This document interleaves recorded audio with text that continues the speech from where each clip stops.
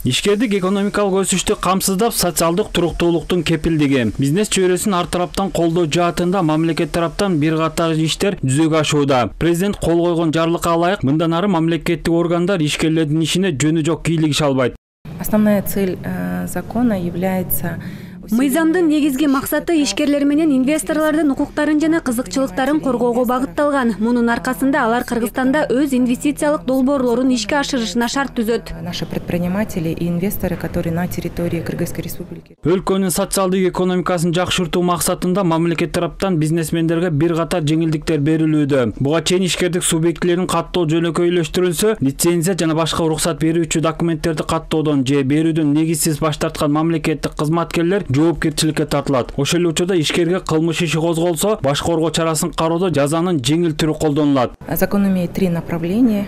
Первое направление — это Мыйзам 3 багытты көздөйт. Биринчиси мамлекеттик органдардын экономиканын түзүүчүсү болгон субъектилердин ишине кийлигишүүсүн азайтат. Экинчи багыты ишкер кандайдыр бир мыйзам бузуп жоопкерчиликке тартыла турган болсо, анын баш коргоо чарасын тандоодо жазанын жеңил түрү колдонулат. Анда мүлкүн күрөөгө коюу, электрондук билерик же үй камагы тандалат. Үчүнчүсү ишкер лицензия же башка уруксат берүү документтерди каттоодо же берүүдө мамлекеттик органдардын кызматкерлери негизсиз баш тартса, жоопкерчиликке каралат. Должностных лиц государственных органов за вмешательство. Ишкердин же инвестордун бөгөт чарасын тандоодо жазанын альтернативдүү түрүн колдоону алар өз укуктарын толук коргоо алуусуна мүмкүнчүлүк берет. Бир жагынан бизнеси дагы токтобойт. Статистика көрсөткөндөй ишкердик субъектилердин көпчүлүгү кожоюну камакка алынган учурда токтоп калат. Биринчи жолу биздин чөйрөгө, ишкердик чөйрөгө мына жетишпегенде болуп келип аткан ушул жаңы беренелер кирип, биз ойлоп атабыз. Бул мындай биздин инвесттик биздин абалыбызга, биздин ишкерлик жана ата мекендик өндүрүүчүлөргө дагы бир мындайдар бир сигнал болот да.